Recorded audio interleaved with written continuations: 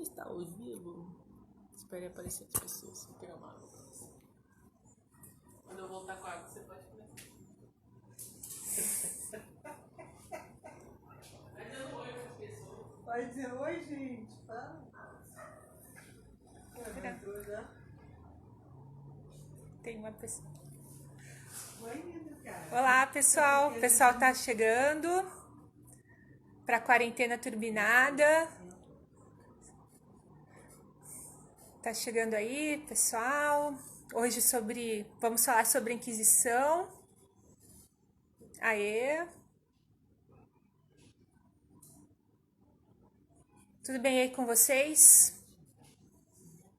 Muita gente mandou perguntas para a gente responder. Com base nessas perguntas, eu formulei a aula. E aí eu vou tentar deixar um tempo também, caso vocês tenham perguntas ao vivo. Né? O ideal é que eu responda a parte das perguntas agora. Então eu vou tentar terminar antes, certo? O pessoal tá chegando, acho que podemos começar então, né? Podemos começar. Bom, então, dando continuidade aqui à quarentena turbinada, hoje a gente vai falar de um tema cultural que é a Inquisição. Eu sou Beatriz, eu sou historiadora e já estudei bastante sobre a Inquisição, embora minha tese não tenha sido sobre isso. Então a gente vai tentar falar desse tema de maneira profunda, mas ao mesmo tempo para leigos. E sem cair em chavões. Grande desafio.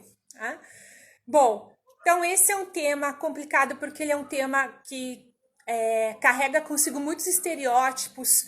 É um tema que ele parece meio sombrio, que todo mundo se propõe a opinar, dar pitaco, falar dos absurdos da igreja, da Inquisição. Galileu morreu na fogueira, quando sabemos que Galileu não morreu na fogueira. Ele foi advertido a ensinar apenas quando eu tivesse uma comprovação. Enfim, e os acontecimentos nos mostram que entender a história é complexo. A gente está vendo nesse ano de 2020, não basta você criar uma versão do bem e do mal, uma versão simplificada, porque se a gente for aprofundar na conjuntura, as coisas são mais complexas. Temos que ouvir todas as partes, ver todos os argumentos, as circunstâncias e buscar a verdade. Essa é a função do historiador, buscar a verdade. Pode ser que ele não encontre a verdade nua e crua, mas ele pode se aproximar muito da verdade, ok? Então vamos lá. Na nossa introdução, para vocês não ficarem muito ansiosos, eu vou dizer o que é a Inquisição. A Inquisição foi primeiramente, uma instituição medieval e europeia, surgida oficialmente no século XII. Ela já começa a ter um esboço no século IX e se consolida no século XI e XII. E ela vai persistir depois do final da Idade Média em alguns países europeus, principalmente na Península Ibérica, no caso de Portugal e Espanha, onde a Inquisição terá muitas especificidades. Bom, então, em linhas gerais, definindo mais esses traços da Inquisição, primeiro, mais que uma instituição, era um tribunal. Só que um tribunal formado por pessoas leigas e religiosas ao mesmo tempo. Ou seja, não era só um tribunal formado por padres ou por religiosos. Nunca foi um tribunal meramente eclesiástico. Eu vou explicar isso no decorrer, mas aqui temos um ponto interessante. Nesse momento da história, igreja e Estado não eram instituições separadas, como nós conhecemos hoje, que o Estado legisla sobre uma esfera civil e a igreja sobre uma esfera eclesiástica, em relação aos seus fiéis. Não, isso acontecia junto. Essa separação só vai acontecer nas sociedades modernas, no século XVIII. Então é bom saber, para a gente entender a Inquisição, é o primeiro passo, notar essa relação entre Estado e Igreja, que vai ter muitas implicações, mas que era extremamente a mesma esfera, praticamente. Para vocês terem uma ideia, até no Brasil no próprio Brasil, a igreja só se separou do Estado em 1891, com a Constituição Republicana. Né? Até então, uma pessoa, vamos supor, uma pessoa nascia, ela era batizada. Era o registro de batismo, que também funcionava como registro civil. Então, esse dado é muito importante para a gente entender também que o poder régio, ou seja, o poder dos reis sobre os assuntos religiosos, ele era um poder real. Né? Então, a gente vai ver, inclusive, que as penas, na prática, quem aplicava as penas da Inquisição era o poder régio, né? E não tinha nenhum poder eclesiástico, nesse caso, na aplicação das penas. Mais uma coisa na nossa introdução é o seguinte: existiram 3 inquisições, vou falar de uma mais especificamente hoje, se vocês quiserem, depois outro dia a gente fala das outras, né? Então, eu vou falar da Inquisição medieval, que foi aquela voltada para combater a heresia dos cátaros e valdenses, nesses séculos que eu disse, 11 e 12, né? E persistiu até o século XV. É dessa que eu vou falar.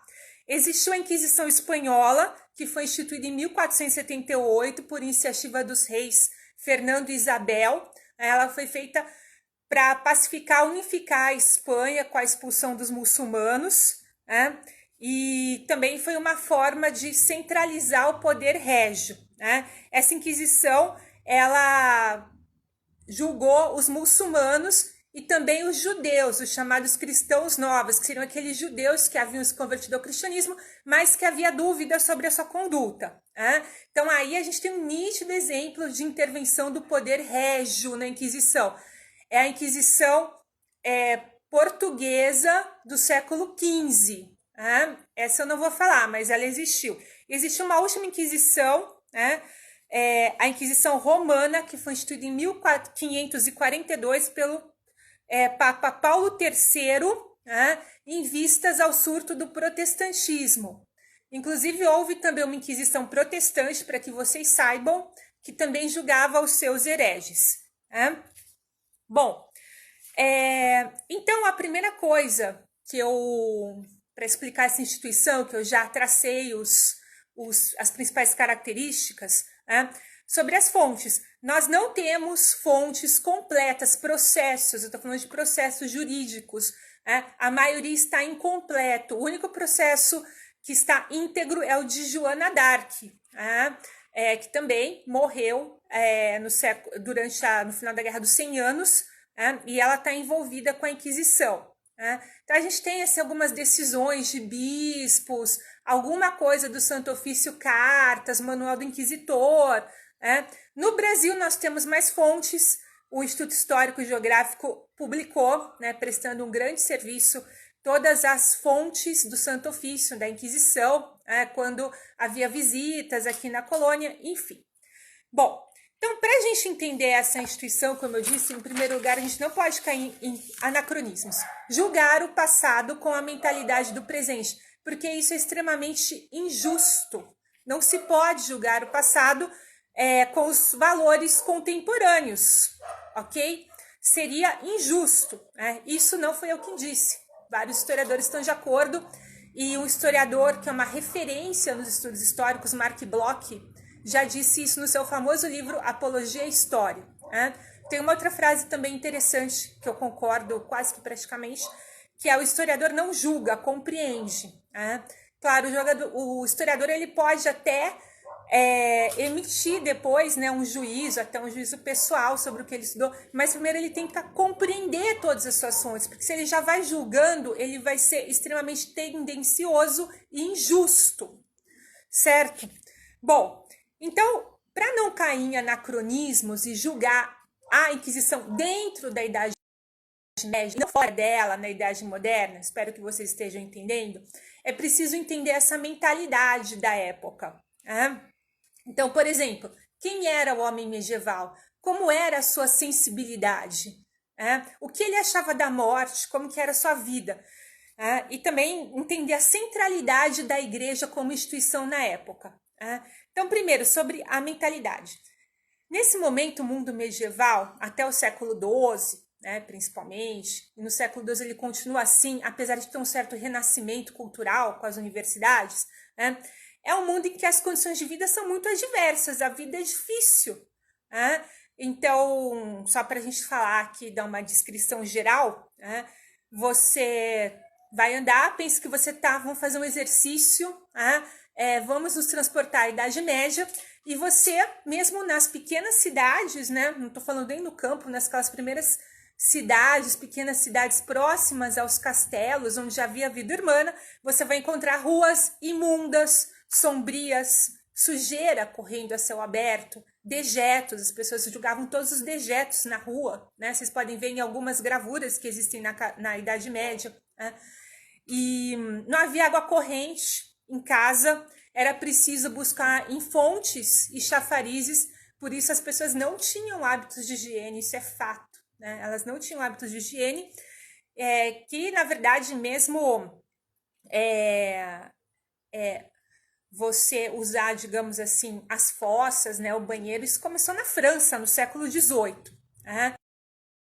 As não tinham janelas a rigor também, isso é uma invenção moderna, quando começa a se pensar que o sol faz bem, tem vitamina, né? E a maioria dos habitantes vivia mal alimentado, né? Isso é fato, porque eles não conheciam muitas técnicas agrícolas e havia surtos de fome. Né? E a guerra também, as guerras contínuas provocavam a fome. Né? Então, eu peguei aqui de um historiador francês, Roland Monnier, que ele diz o seguinte, sobre a expectativa de vida das pessoas. Elas tinham uma saúde medíocre. E, assim, as pessoas do povo tinham, em média, 25 anos. Sobreviventes morriam com 30 ou 40 anos. Mesmo os que se nutriam melhor, grandes senhores, burgueses, desapareciam, no máximo, entre 48 e 56 anos. Era uma população sofrida. Um homem de 40 anos era um homem caduco, velho. Né? Então havia uma vida dura e um convívio com a morte. Então a concepção de morte, de sofrimento era um pouco diferente. E o próprio historiador Georges Duby, muito famoso, ele fala dos 3 flagelos: a fome, a peste e a guerra. Né? Então, essas frequentes epidemias, não era uma epidemia de coronavírus agora, que está sendo uma epidemia séria, né? Mas o problema era com a peste bubônica, que era transmitida pelos ratos, por toda essa conjuntura que eu acabei de explicar para vocês. Então, vocês tinham epidemias de peste seguidas. Né? Imagina, não existia antibiótico, os métodos de asepsia não eram conhecidos ainda, isso só ficou conhecido no século XIX. Né? Então, você tinha a peste, né? A fome, as guerras frequentes por fronteiras, não existiam países nacionais, né? Você tinha guerra de cidade contra cidade, seguidas de pilhagem, incêndio, violência, prisioneiros massacrados e assim por diante. Né? Então, era um mundo hostil que temperava as pessoas. As pessoas não contavam tanto com a própria vida. Né? E as pessoas que eram fortes, elas eram destemidas. Né? Também elas se lançavam, não tinha toda essa preocupação em proteger a vida. E, digamos, não havia, assim como hoje, esse enternecimento em relação ao sofrimento alheio. Era uma sensibilidade diferente. Né? Então, aqui diz esse mesmo historiador: o indivíduo que assistia na rua ao espetáculo de um criminoso supliciado poderia permanecer indiferente.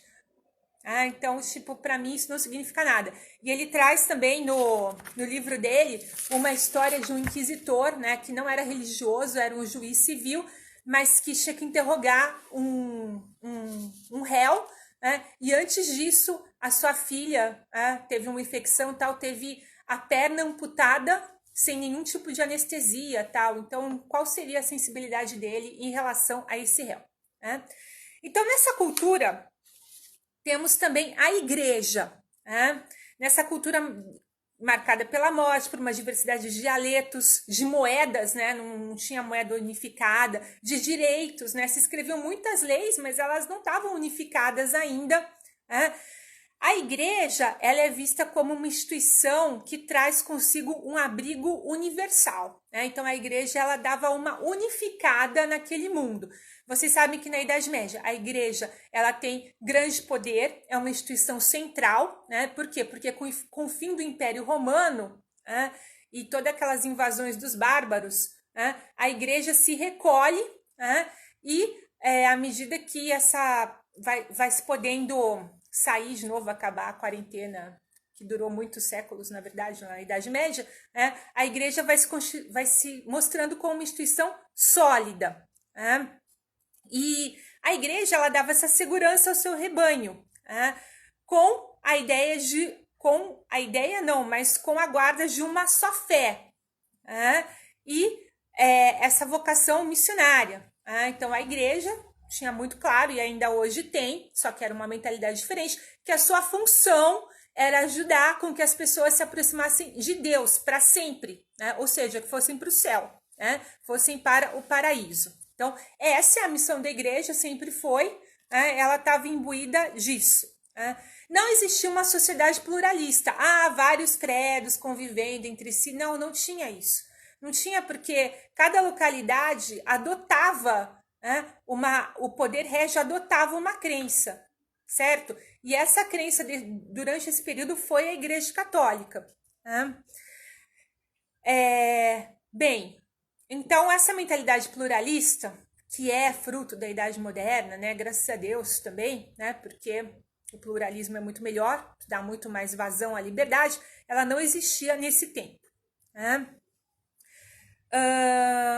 Também queria ressaltar algumas coisas culturais que eu acho que é importante. Por exemplo, o termo genocídio não existia nesse tempo também. Vocês sabiam que o termo genocídio, o genocídio em si, passou a ser formalmente condenado e reprimido somente em 1948. Né? Então, ele foi definido agressões a um povo por qualquer motivo, seja ele racial, religioso, etc. Né? Então, só em 1948. E a Convenção de Genebra, somente em 1949, proibiu formalmente, legalmente, a tortura como meio, né, para ser usado nos processos jurídicos. Até então, nunca ninguém tinha formalizado nada legalmente. Não que estivesse certo, super errado. Mas não se tinha essa cultura, não se falava sobre isso, não havia essa preocupação. Só em 48, 49, principalmente depois com o final da Segunda Guerra, né, quando realmente houve um genocídio, se começou a pensar melhor em formular, sistematizar todos os direitos humanos, que a gente começou a ter esse conceito de tortura. A tortura foi proibida pelo artigo 3º da Convenção de Genebra, né? Depois pelo Protocolo Adicional 1, e só em 1977, ela é incorporada formalmente ao direito internacional.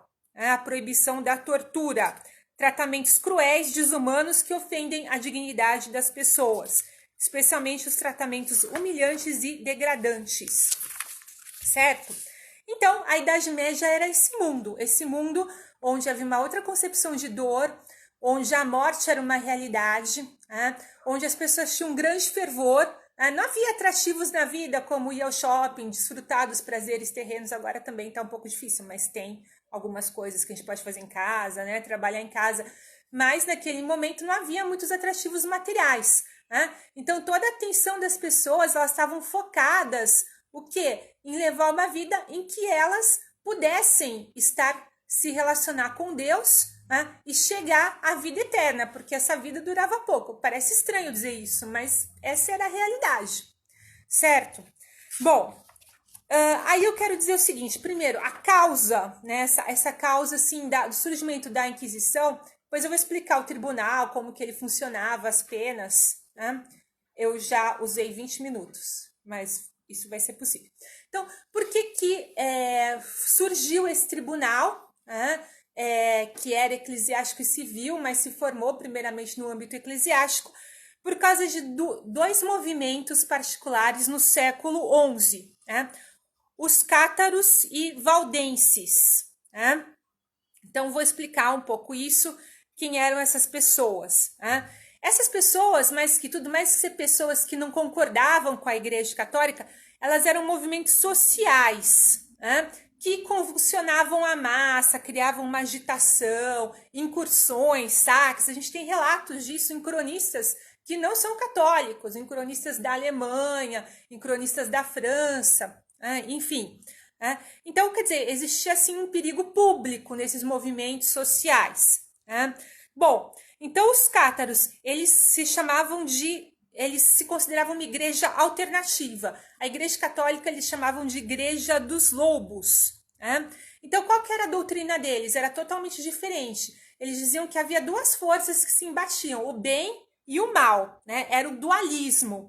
E o pior dentro dessa doutrina eram as concepções que eles tinham, né, sobre a alma e o corpo. Para eles, a alma era algo sublime e o corpo ele era mal, ruim, né? Algo totalmente contra a filosofia cristã, a doutrina cristã, né? Quem leu São Tomás de Aquino, quem estudou Aristóteles, vê que o ser humano é essa integração perfeita entre espírito e corpo. E os cátaros, eles negavam isso, eles diziam que o corpo era mal. Inclusive, chegaram a negar a própria divindade de Cristo, porque Cristo não poderia ter assumido um corpo humano. Isso seria péssimo, né? Isso faria com que ele não fosse Cristo, né? Eles surgiram no sul da França, mas se espalharam muito, né? O povo não era alfabetizado e eles faziam uma pregação, né? Causavam muita confusão, inclusive porque eles eram contra a instituição do casamento, eles incitavam as pessoas a largarem as suas famílias ou nunca se casarem, né? Porque isso seria diabólico, o casamento teria surgido depois do pecado original, segundo os cátaros. Eles chegaram a dizer, a mulher grávida possui o diabo no corpo, nesse nível, né? Inclusive, eles viviam separados, os homens das mulheres, mas quem não conseguisse viver aquela disciplina era condenado à pena de morte dentro do próprio grupo. Porque, assim, eles não sabiam que né? Travou, mas voltou. Eles quebravam todo esse, né? Então eles eram um problema não só para a Igreja Católica, mas também para os reis da época, porque eles causavam socialmente, eles causavam uma desordem social, né? E também tinha então esses são os cátaros e os valdenses, que eram aqueles liderados por Pedro Valdo, que também surgiram em Lyon, na França, né? O Pedro Valdo era um comerciante que abandonou tudo e fez votos de pobreza, né? Que dizia que sem pobreza não se entra no céu, mas ele defendia uma pobreza assim radical, né? E ele contestava a autoridade do Papa, contestava também alguns princípios do catolicismo, como a crença no purgatório. Ele dizia que não, ou você vai para o céu ou você vai para o inferno, né? O culto aos santos, né? E também eles já apregoaram assim, uma doutrina reformista, que mais ou menos foi um antecedente da reforma protestante, né? Em questionar os sacramentos, enfim, né? Então, o Pedro Valdo ele até pediu permissão para o bispo local, ele conseguiu falar com o Papa, tal, mas a doutrina dele não foi aceita, foi considerada fora da doutrina católica, né? O problema é que essas pessoas, como eu já disse, causavam tumultos sociais, né? Pregavam de aldeia em aldeia, muitas vezes para o povo um povo místico, mas completamente analfabeto inclusive em cultura religiosa, né? Que, claro, no século X a igreja começou a chegar mais com as escolas, no campo, na cidade, mas as pessoas não sabiam diferir uma coisa da outra. Então, qual era o tipo de confusão que causava isso? A confusão era, alguns iam atrás, né? Abandonavam a igreja, começavam a viver aquele tipo de vida. Outros percebiam, não, isso aqui não é da igreja, isso aqui não é a igreja de Nosso Senhor Jesus Cristo. E aí se revoltavam. Então a gente tem vários relatos do povo linchando essas pessoas, né? Então, antes que o bispo tomasse alguma atitude, o povo já tomava. Então são casos frequentes, são casos que estão espalhados, né? Estão todos espalhados, que muitas vezes eram âmbito... Isso foi um pouquinho antes da criação da Inquisição. A Inquisição surge por causa dessa conjuntura. São casos que pipocavam lá nas paróquias, tá certo? Então, eu tenho alguns depoimentos locais sobre os cátaros, né? Então, tem, por exemplo, uma crônica aqui de 1120, em Soissons, na França, né? Então, vendo que o bispo demorava para fazer justiça com os hereges, uma multidão arrancou-o do julgamento para levá-lo à fogueira, né? Na Espanha, em Colônia, os populares arrombaram a prisão e retiraram os cátaros que lá aguardavam o julgamento e os massacraram, né? E tem a história também desse francês, né, que querendo insultar os católicos, numa sexta-feira santa, ele colocou carne numa fogueira. Aí os fiéis escandalizados agarraram ele e colocaram ele mesmo lá para assar, né, para vocês terem uma ideia, né. Bom, então, a Inquisição, tendo em vista essa conjuntura, né, ela resolve ordenar a situação, né, fazer um tribunal, porque antes, como é que se julgavam essas situações? Era o poder régio, o poder civil, né, e alguns tribunais locais diocesanos, bispos diocesanos, né,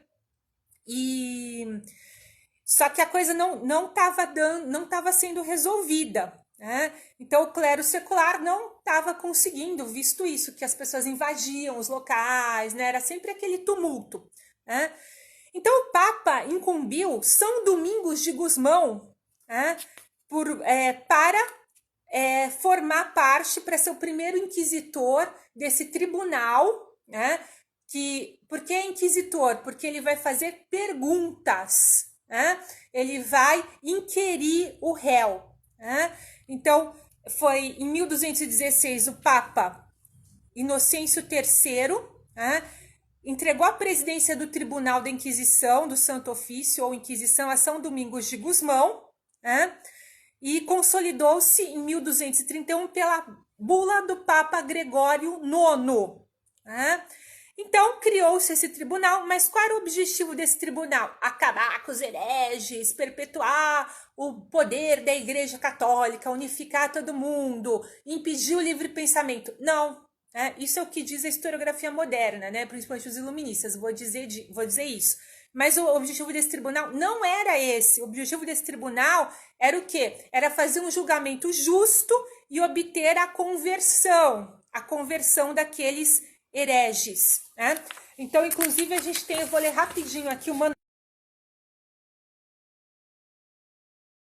do Inquisitor, um dos mais severos inquisitores. Ele diz o seguinte, olha só, no manual do Inquisitor, para a gente ter uma ideia da mentalidade da época. O inquisitor deve ser diligente e fervoroso no seu zelo pela verdade religiosa, pela salvação das almas e pela extirpação das heresias. Em meio às dificuldades, permanecerá calmo. Nunca cederá à cólera nem à indignação. Ou seja, não é para ficar bravo e descontar a sua raiva no réu. Né? Deve ser intrépido. Não se precipite a situações por causa da audácia irrefletida. Né? Não deve ser tão sensível aos rogos e às propostas daqueles que o querem aliciar, mas também não deve endurecer o seu coração a ponto de recusar adiamentos e abrandamentos das penas, conforme as circunstâncias. Nos casos duvidosos, seja circunspecto. Não dê fácil crédito ao que parece improvável, e muitas vezes não é verdade. Aí ele acaba dizendo, o amor da verdade e a piedade que devem residir no coração do juiz brilhem nos seus olhos, a fim de que suas decisões jamais possam parecer ditadas pela cupidez e a crueldade. Então, isso estava no manual. Essa era a orientação geral, né? Inclusive, a gente encontra, né, eu vou falar mais do processo, né, mas só para terminar essa parte, a gente encontra, por exemplo, casos de indultos de réus para passar dias santos com a família, né? Quem conhece o Dom Estevão Bittencourt, que já faleceu, que era um famoso beneditino aqui do Rio de Janeiro, no seu trabalho sobre a Inquisição, ele recolhe várias fontes primárias medievais, onde ele traz a citação de cada um desses casos. Né? Isso está na publicação Pergunte e Responderemos, que antigamente estava no papel, mas hoje tem grande parte online na internet. Você pode procurar lá, Dom Estevão Bittencourt, Inquisição, e você vai encontrar agora o que eu vou falar especificamente agora, desses casos específicos. Então, indultos aos réus para passar os dias santos em casa. Direito de se afastar do cárcere para cuidar da saúde. Então, tem o caso de um réu, que ele era filho único, o resto da família tinha morrido, e o pai dele era uma pessoa muito boa e estava doente, não tinha ninguém para cuidar dele. Então, a Inquisição vai liberar esse réu para poder cuidar do pai. Né? Então, ou comutar penas também, trocar as penas, dependendo. Né? E, enfim. Bom, Então a gente viu por que surgiu a Inquisição, quando ela surgiu, essa mentalidade da época, né? E agora, como é que seria conduzido esse processo? Então, a gente viu que o objetivo do inquisitor era o quê? Era desfazer aquelas revoltas sociais, né? E também fazer com que o réu voltasse, né, à doutrina católica, certo? Dentro da mentalidade da época. Bom, então como é que funcionava esses tribunais? Então, eu só quero dizer o seguinte, que o direito civil, que já existia desde a antiguidade, né? Como eu disse, ele esteve muito junto do direito canônico. O direito canônico só existe como direito canônico no século XII, vou dizer agora, né? Então, o Estado era teocrático. O que significa isso? As leis civis são as leis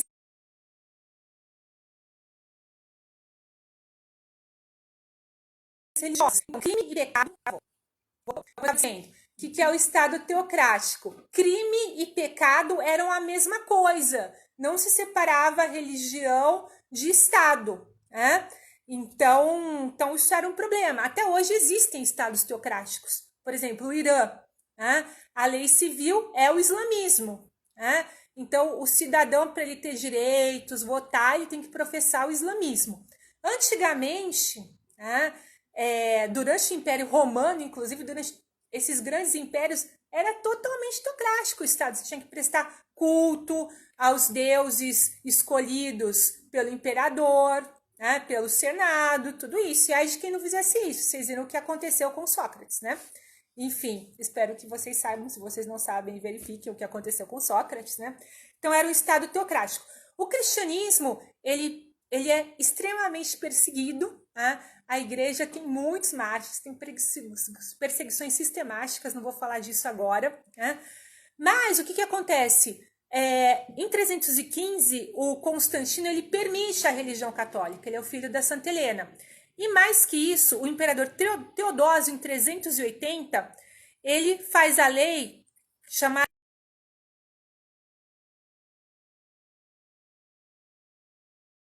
Edito de Tessalônica.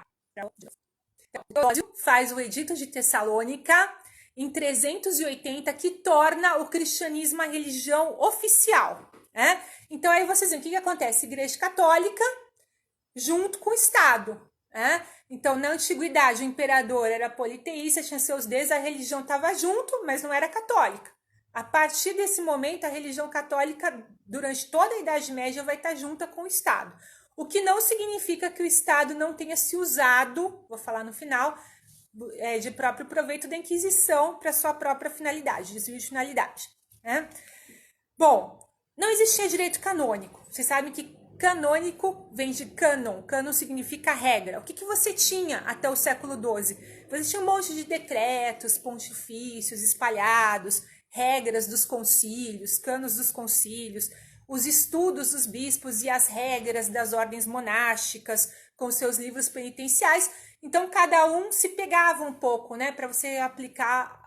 A igreja, quando ela tinha que aplicar uma pena no início da Inquisição, né, ou um pouquinho antes, ela usava toda essa miscelânea, só que isso era muito desorganizado e pouco objetivo. Então, né, justamente assim, quase que concomitante à criação do Santo Ofício, se criou o direito canônico, né? E ele foi usado também pelos inquisitores. Qual o objetivo? Tá travando alguém falando, mas já voltou, né? Já voltou, então vamos lá. Então, o direito canônico foi usado pelos inquisitores também. Pergunta, qual a função do direito canônico criado no século XII pela Igreja, quando ela reúne todas essas... Conseguir poder? Não é essa a resposta. Embora algumas pessoas desviaram a sua finalidade, até algumas pessoas dentro da Igreja. Mas o objetivo primeiro foi incentivar a perfeição espiritual da sociedade cristã, estabelecendo sanções, sobretudo expiatórias, né? Então a ideia era provocar o arrependimento, promover penas espirituais, né? Só que com essa circunstância da heresia dos cátaros valdenses e muitas outras heresias que eu não falei, essas eram as principais, né? heresias que causavam, na época, causavam problemas sociais, né, como eu brevemente expus, né, o direito canônico passou a punir atos contra a integridade da doutrina da igreja. Né? Então, o que o direito canônico e os inquisitores julgavam? Que tipos de crime? Delitos contra a fé, heresia, cisma, blasfêmia, simonia, sacrilégio, magia. Né? Delitos carnais, adultério, bigamia, rapto, crimes comuns, homicídio, furto, calúnia. Delitos contra múltiplos bens jurídicos, vida, honra, propriedade, usurpação da hierarquia. E também julgava os clérigos que usurpavam seus deveres, que não cumpriam bem os seus deveres. E as penas eram variáveis. Essas penas, como é que eram as penas? Todo mundo ia para fogueira o tempo inteiro? Não, né? Inclusive, ao que se sabe, poucas pessoas foram queimadas na fogueira, né? Eu acho que é uma comparação, não gosto de ficar comparando assim, porque eu sei que são épocas diferentes, mas a Guerra Civil Espanhola, né, a própria Revolução Mexicana em 1910, a Revolução Chinesa, né, tem um número assim de vítimas que é um negócio assim incrível, né? E se fala mais da Inquisição do que dessas circunstâncias. Mas enfim, né? Então, essas penas, né? Então esses eram os delitos julgados, tá certo? E, na maioria das vezes, se misturava na Inquisição, né, os tribunais eclesiásticos, o tribunal com juízes temporais também, porque o poder régio estava completamente envolvido. Né? E onde não havia rei, havia um senhor, né, havia uma autoridade lá política que estava envolvida. Né? As penas eram penas meramente espirituais, né, como excomunhão, penitência pública ou privada, perda de direito eclesiástico, interdição de sepultura, não podia ser sepultado em cemitério católico, né? E penas temporais, o que significa? Multa, confisco, exílio.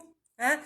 Para vocês terem uma ideia, havia muita relutância, vocês podem procurar nos documentos do Dom Estevão Bittencourt, e também neste livro, para quem estuda direito, eu recomendo, A Inquisição e Seu Mundo, que foi escrito por um jurista, só teve 3 edições, da Saraiva, João Bernardino Gonzaga, que ele escreve tudo sobre procedimentos jurídicos da Inquisição. Para quem gosta, ele é difícil, tá? Porque é bem jurídico. Então, essas fontes nos explicam que a pena capital, ou seja, a pena de morte, foi rejeitada em grande parte do século XII, né? Mas, como a situação piorou bastante, ela acabou por ser aceita como legítima defesa no século XIII. Né? Esse processo, como é que era um processo? Né? Quais eram as regras do sistema inquisitivo? Primeiro, um processo sempre escrito. Você não podia pegar lá o cara, julgar e contar que você julgou. Tinha que ser escrito. Coisa que o poder régio não fazia. Né? Então, a igreja, ela obrigava que fosse escrito. Né? Depois, era obrigatório ouvir o acusado.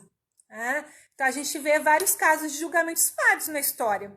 Né? No nazismo, na Revolução Chinesa, julgamento sumário. Esse cara é culpado? Todo mundo fala, executa ele aqui na hora. Não, na Inquisição não tinha isso. Né? Se ouvia o acusado. Liberdade do juiz para conduzir a acusação e o processo.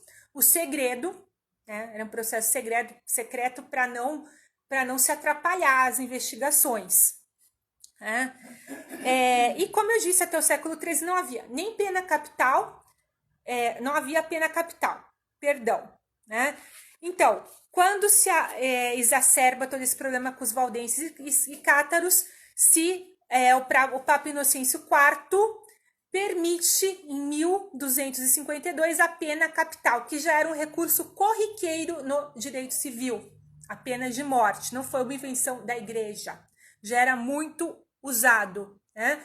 Então, numa bula altamente polêmica, não digo que não seja, bula ad extirpanda, ele diz o seguinte: se aos assassinos se aplica tal pena, o mesmo deverá ocorrer com os hereges, que insistem em não se corrigir, que não passam de ladrões e assassinos de almas. Nesse momento, né, o direito canônico, ele acolheu a tortura e a pena capital. Né? Aí havia algumas regras também que eu não vou ler todas, mas no Manual do Inquisitor se recomenda que não deve haver excessos, que a tortura, se for aplicada, é só uma vez, né? E que a confissão obtida por meio de tortura deveria ser confirmada, né? Naquela época não existia médico, mas uma pessoa que era ou um boticário, um cirurgião, né, como era conhecido na época, deveria estar presente. Bom, então esse era o funcionamento do processo, certo? Então vou para a parte final agora. Estamos 7h40? Então parte final, gente, mais 3 minutos para depois eu deixar um tempinho, né? Bom, então, conclusão, exame crítico da Inquisição, né? Primeiro, essa versão da Inquisição como algo extremamente, totalmente arbitrário, fora de contexto, exclusivo da igreja, funesto, né? Ela começa a ser muito difundida pela história no século XVIII, pelos iluministas, que eram totalmente anticlericais. Então, eles tiram a Inquisição do contexto, desprezam várias fontes jurídicas. Inclusive, vocês sabem que muitos inquisitores são até canonizados, né?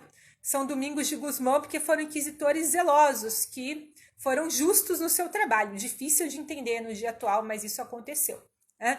Então, houve todo um movimento no século XVIII para deformar o que se entende por Inquisição, né? Hegel escreveu um livro de história da filosofia onde ele joga a Idade Média para o tapete como se ela fosse nada, né? Nós caímos hoje no perigo do anacronismo, de julgar o presente com a mentalidade do passado. Muitas vezes desprezamos essa mistura entre igreja e Estado e o próprio abuso do Estado, né, que foram muitos. No caso de Joana d'Arc, não vou dizer aqui, fica para uma próxima, mas foi um caso extremamente político, que a Inquisição inglesa, influenciada pelos reis, provocaram a morte de Joana d'Arc, sendo que ela já tinha sido absolvida primeiramente pelo primeiro julgamento da Inquisição, né? Eles forjaram depois provas falsas e a Joana d'Arc, por motivos políticos, acabou sendo queimada. E o próprio Filipe o Belo, que foi aquele Filipe IV, né, que dizem que ele era belo, né, ele se considerava, né, que foi quem condenou todos os templários, que era uma ordem medieval. Ele estava mal das pernas de dinheiro, confiscou todos os bens dos templários, mandou para a fogueira. Os templários foram queimados numa sexta-feira 13, daí o medo da sexta-feira 13, que existe até hoje. Claro exemplo do uso de poder régio, né? Depois, né, a gente tem que considerar isso que eu falei, a existência do sistema processual existia, a intenção inicial da igreja e, como eu disse, até isso que é difícil da gente entender com a nossa mentalidade atual, mas a existência de inquisitores santos e essa ideia da Inquisição de recuperar a pessoa e proteger o seu rebanho. Até o próprio historiador Georges Duby, eu posso depois colocar no Stories esse trecho, não vou ler agora porque acabou o tempo, quero dar um tempo para vocês. Ele tratou do problema social da Inquisição, ele falava que a heresia era como uma hidra, você cortava e ela se multiplicava, que os reis já não sabiam mais o que fazer com aquelas pessoas que ficavam tumultuando, né? Então, dado interessante. Bem, é isso. E o próprio Santo Agostinho, quando se criou a Inquisição, queria deixar claro aqui que São Domingos de Gusmão foi o primeiro inquisitor, o Papa Inocêncio, ele se baseou numa própria sentença do Santo Agostinho no século IV para justificar. O Santo Agostinho, ele discutia com os donatistas, né, que era uma heresia da sua época, do século IV. Então, um primeiro momento ele falou assim, não, tem que optar pelo diálogo, sem repressão, escutar outra parte, o que está totalmente correto.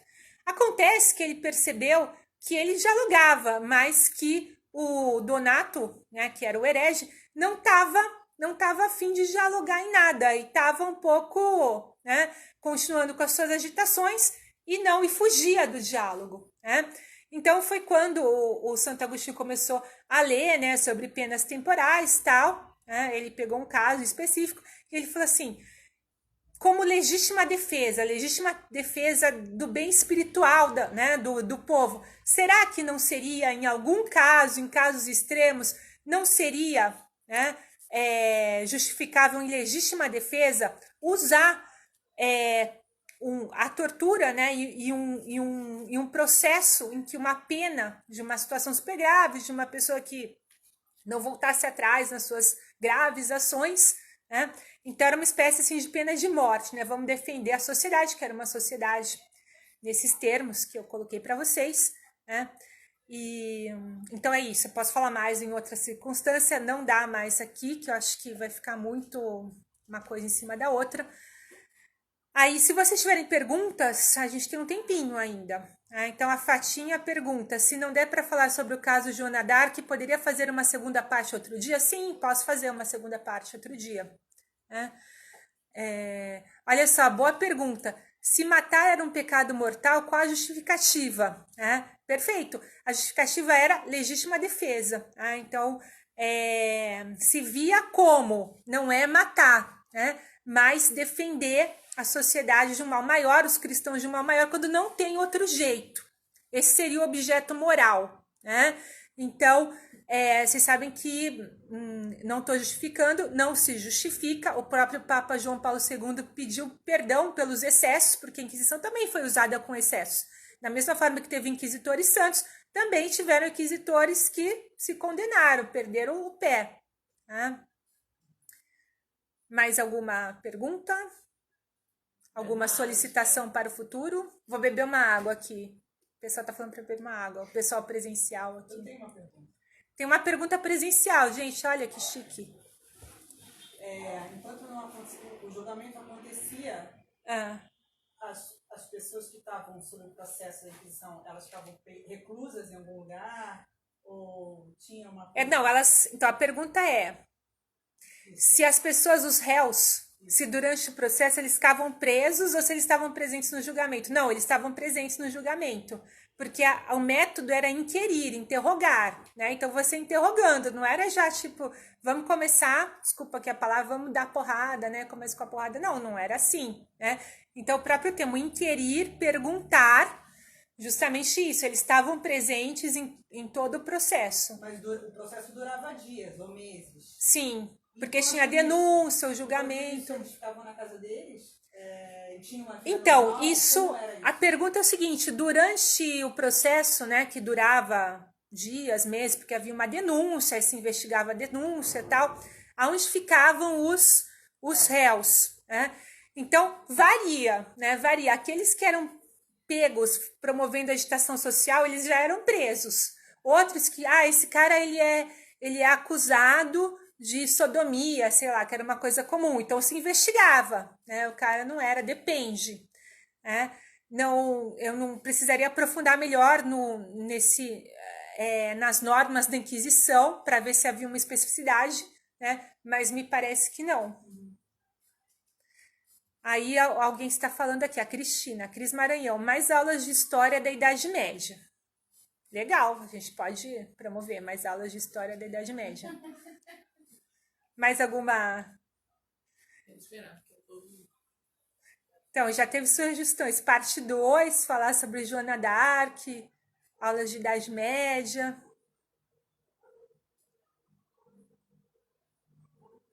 Aí, alguém apoiou a Cristina. Ótimo, Cris Maranhão. Os feitos da igreja na Idade Média, sim. Século XII é todo um tema, porque aí nós temos as universidades... o que é bastante interessante, porque no meio de toda essa vida difícil, com surtos de peste, essa convivência com a morte, os homens e mulheres transcenderam, Eles tinham, assim, transcenderam para a arte, para o conhecimento, para a própria espiritualidade. Então, outra sugestão aqui, o caso Galileu Galilei. Isso aí tem que dar uma live inteira mesmo. Concordo, mas é bem importante, o caso Galileu Galilei. Tá anotado aqui. Vamos ver se alguém tem mais alguma sugestão.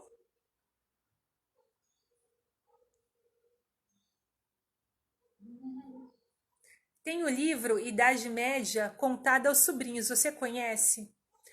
Olha, de sopetão assim, eu não me lembro. O pessoal está pedindo bibliografia dessa aula, mas eu vou investigar, tá, Fatinha? Bibliografia desta aula. Bom, então, como eu disse, vocês podem procurar na internet, vocês colocam lá, Dom Estevão Bittencourt, Inquisição, pergunte e responderemos. Depois eu ponho no Stories também. Outro livro básico, que é mais de direito, mas ajuda. A Inquisição e seu mundo, João Bernardino Gonzaga, Saraiva, esse aqui que eu estou usando. Depois, Regine Pernod, A Idade Média que não nos ensinaram. O grande historiador, ele tem algumas falhas de fontes, né? Porque talvez ele se empolgue e deixe um pouco as fontes, mas tem coisas muito boas sobre a Idade Média, se estuda na universidade, que é o Georges Duby, que é francês, né? Também tem um livro chamado As Três Ordens na Idade Média e muitos outros, eu vou colocar aqui na bibliografia, né? Ele captou bem, assim, isso que eu tratei aqui na aula. Ele não era assim um católico, entende? Nem sei se ele era católico, na verdade. Então, aí eu coloco no Stories a bibliografia, perdão. Que a gente tem santos na Idade Medieval também, né? São Luís da França, tem o surgimento aí dos franciscanos, muita coisa. Acho que tá bom, né? Eu tenho uma assessora de Instagram aqui, gente, tô fazendo uma consultoria, assim. Se vocês querem saber mais uma coisa. Mas se quiser saber mais alguma coisa, a gente responde, né? Marca outras aulas, tá certo? Então, eu agradeço a presença de todos, a contribuição de todos. Lembrando que a quarentena turbinada continua. Terça-feira vai ter tertúlia, né? Uma reunião cultural. Quarta-feira tem meditação com o Padre Alexandre. E na quinta-feira temos outra aula cultural. Não há tema ainda, vamos colocar, mas será com a filósofa Larissa Nóbrega, muito conhecida já nos meios digitais. Tá? Cris está falando que aguarda aula sobre as universidades. Pode deixar. Então, tchau, gente. Muito obrigado. Bom feriado, bom final de semana para vocês.